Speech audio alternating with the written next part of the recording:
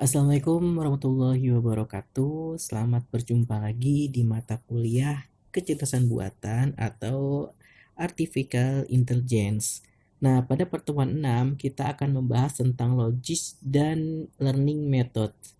Nah, untuk logic dan learning method merupakan sebuah aplikasi yang sering kali dan banyak kita jumpa dalam kehidupan sehari-hari.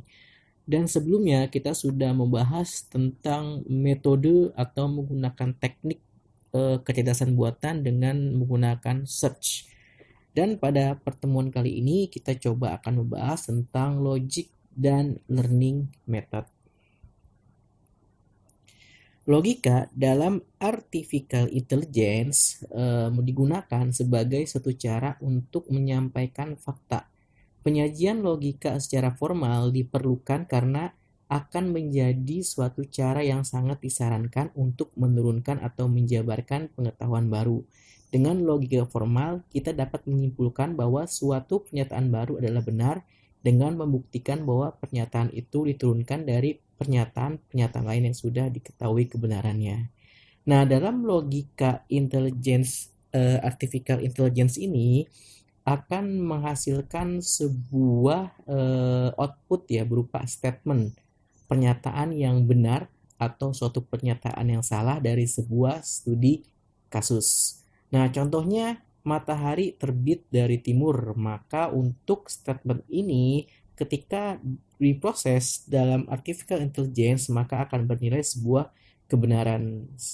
Maka tidak mungkin matahari terbit dari barat. Nah, ini adalah kemungkinan kedua. Nah, ada kata sebuah jika dan maka. Maka kedua ini merupakan sebuah statement, sebuah kebenaran atau bisa kita sebut dengan true. Nah, untuk secara singkatnya, ahli logika pertama yang dikenal dengan Aristotle ya, filsuf dan ahli ilmu alam Yunani ya, Aristotle telah mengembangkan banyak teori yang dikenal dengan syllogistik atau classical logic ya. Syllogistik pada dasarnya bertransaksi dengan penurunan kebenaran atau yang bersifat salah dari argumen seorang filsuf. Ya, nah jadi Aristotle ini ingin membuat sebuah logika atau menyatakan sebuah statement ini adalah benar ataupun salah. Lalu ada simbolik logik ya dimulai oleh G.W. Leibniz, tetap dilupakan tetapi setelah dia meninggal kemudian seluruh hal-hal tersebut dicakup kembali oleh George ya Boole ya. Nah, tentunya ini akan mengembangkan sebuah logika yang seringkali kita sebut dengan logika Boolean, atau dalam sebuah pemrograman pasti ada yang namanya logika Boolean. Nah, ini adalah asal-muasal dari sebuah logika. Pada dasarnya, sebuah artificial intelligence mengalami beberapa tahapan. Di antaranya adalah input ya, premis ataupun fakta, dan ini belum kita ketahui sebuah kebenarannya. Lalu ketika masuk ke dalam sebuah proses logika akan dihasilkan sebuah output interferensi atau konklusi ataupun hasil yang didapatkan dari sebuah inputan. Logika adalah bentuk representasi pengetahuan yang paling tua. Proses logika adalah proses pembentukan kesimpulan atau menarik sebuah interferensi berdasarkan fakta yang telah ada. Input dari proses logika berupa premis atau fakta-fakta yang diakui kebenarannya, sehingga dengan melakukan penalaran pada proses logika dapat dibentuk suatu inferensi atau kesimpulan yang benar juga. Nah, ini merupakan seringkali kita temukan dalam soal-soal logika-logika atau kalian misalkan ingin melakukan uji tes masuk perkuliahan negeri ataupun masuk CPNS, biasanya suka ada yang namanya soal-soal logika. Nah, ini merupakan simbol-simbol yang akan diargumentasikan oleh sebuah statement dengan nama proportional logic ya, menyajikan pengetahuan singkat atau sederhana yang diperlukan dalam artificial intelligence. Dengan proportional logika kita akan dengan mudah menyajikan fakta dunia nyata sebagai proposisi logika yang disebut dengan well-formed formulas atau WFV, disebut dengan well-formed formulas.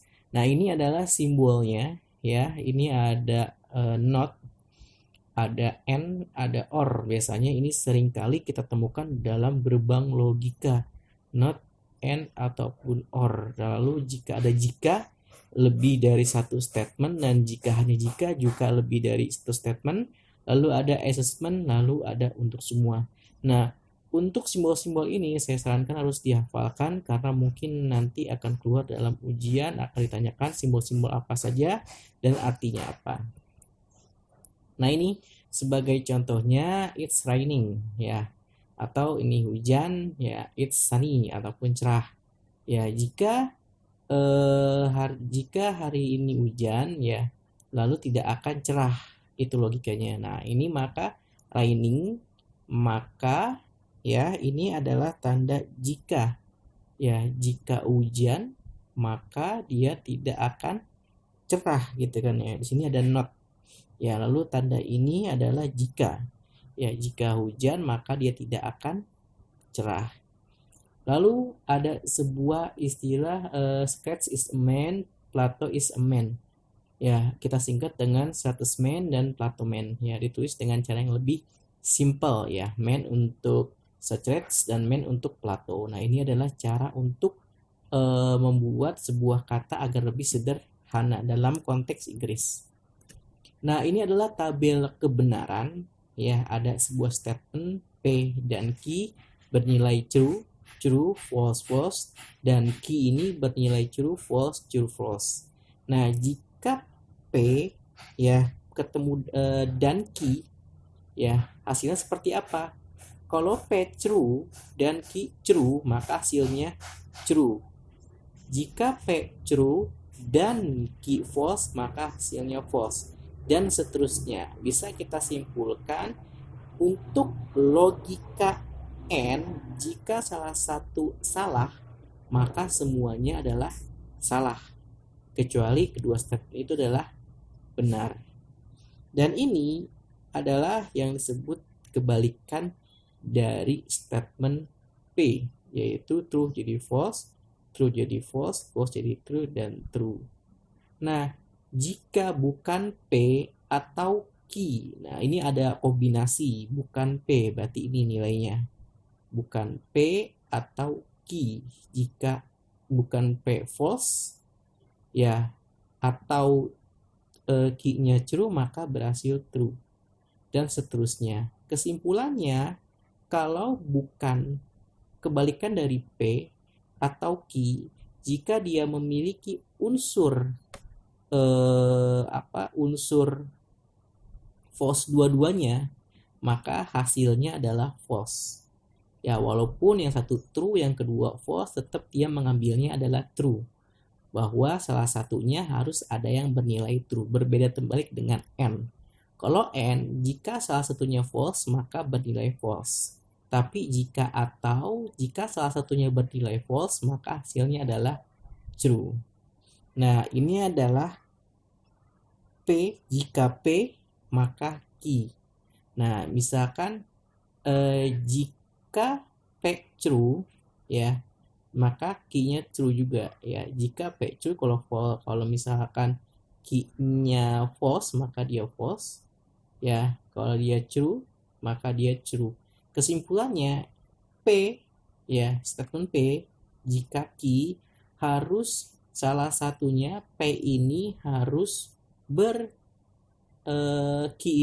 ini harus bernilai false ya, pasangannya true dan false untuk menyimpulkan false, dan seterusnya. Dan ini adalah tabel kebenaran yang seringkali kita uji coba dalam sebuah gerbang logika. Berdasarkan tabel kebenaran di atas, kita dapat membentuk sebuah WFF berdasarkan pada aturan. Jika P adalah sebuah FFF, bisa kita dituliskan adalah not P, bukan P, ini simbolnya, bukan P, jika sebuah WFV. Jika B dan Q adalah dua WFV, maka berikutnya juga WFV.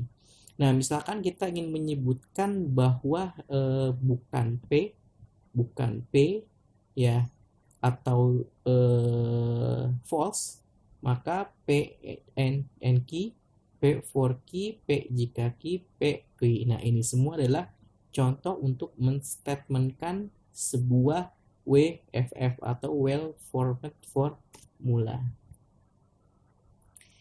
Lalu di sini ada sebuah statement jika diberikan dua pernyataan untuk P hari hujan, Q jalan basah, maka WFF yang kita bentuk yang benar untuk artificial intelligence ya adalah sebagai berikut.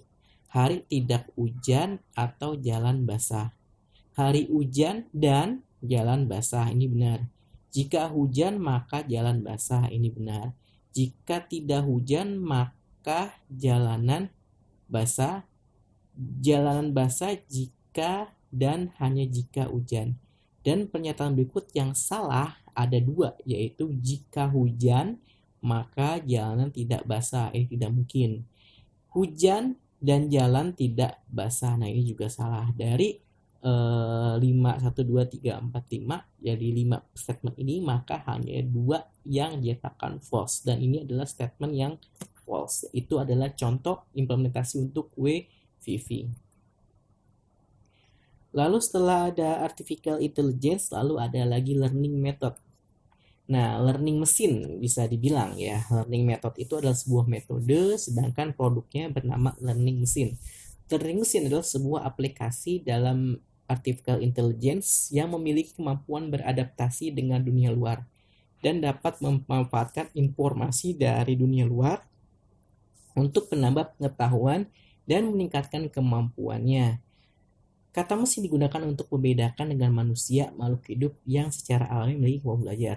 Intinya untuk learning mesin ini adalah kemampuan sebuah aplikasi, sebuah program, sebuah alat, ataupun sebuah komputer yang digunakan untuk mempelajari ataupun dapat menyelesaikan sebuah permasalahan yang kerap kali ditemukan oleh manusia.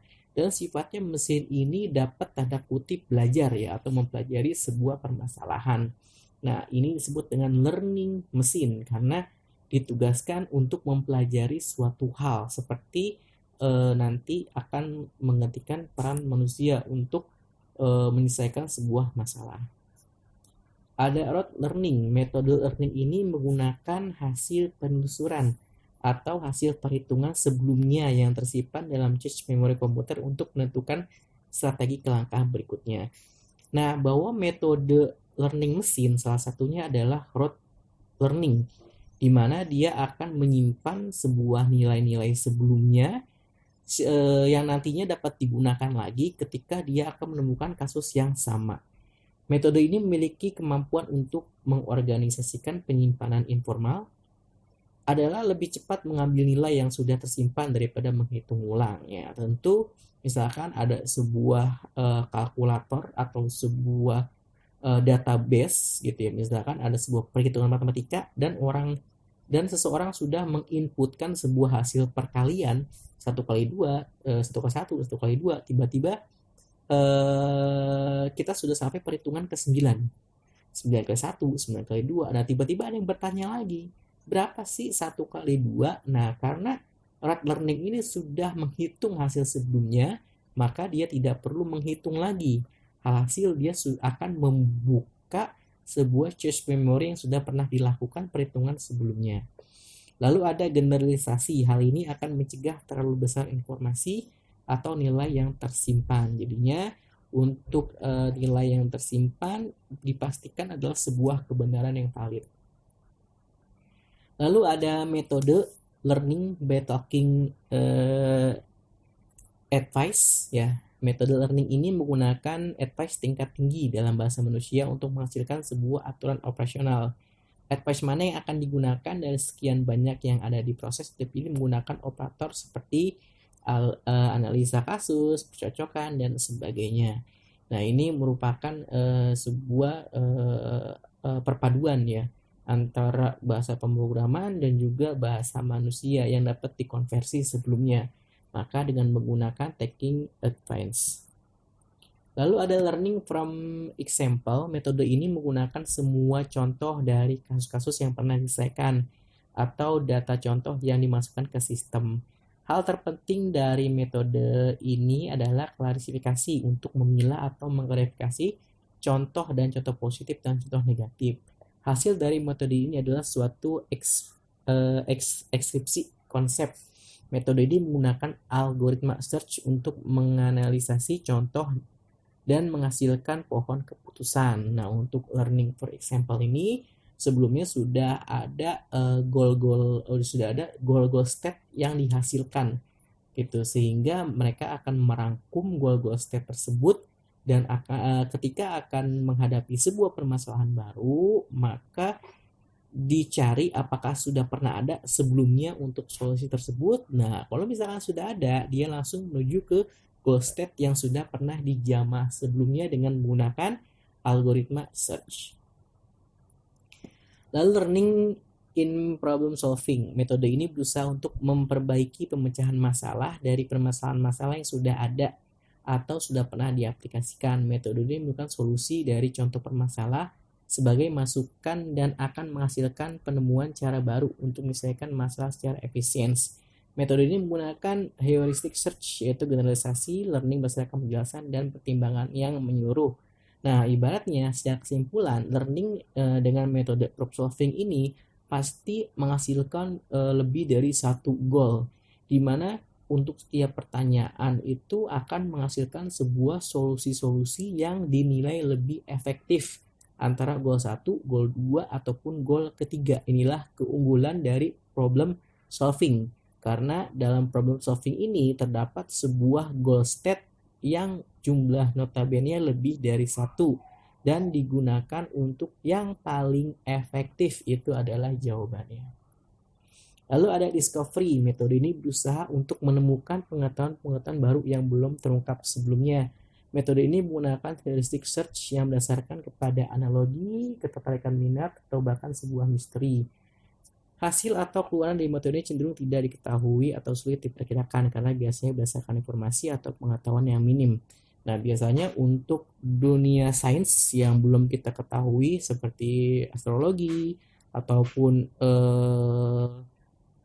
memprediksi sebuah penyakit-penyakit tertentu. Nah, ini menggunakan dengan metode discovery karena cenderung dia akan menyimpan sebuah data-data yang ditemukan sedikit demi sedikit yang nantinya ketika data itu terkumpul ya akan menemukan sebuah jawaban dari permasalahan yang ada sebelumnya.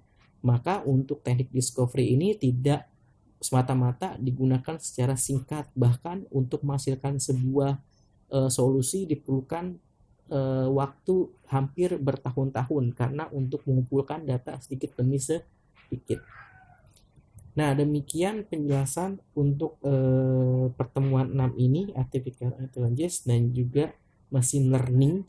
Secara kesimpulan, machine learning itu adalah sebuah mesin ya dengan kata kutip, bisa program, bisa aplikasi, bisa komputer yang digunakan untuk mempelajari suatu kasus yang nantinya akan memberikan sebuah solusi kepada kasus yang telah dipelajari oleh mesin itu sebelumnya. Nah, banyak sekali contoh program machine learning, misalnya salah satunya adalah ada deteksi wajah manusia. Nah, itu merupakan machine learning ya di mana mereka bisa mengenali wajah manusia beserta identitasnya, sangat luar biasa sekali. Nah, sekian pertemuan hari ini ya teman 6. Pertemuan selanjutnya jangan lupa untuk belajar karena mendekati untuk UTS. Sekian dari saya. Assalamualaikum warahmatullahi wabarakatuh.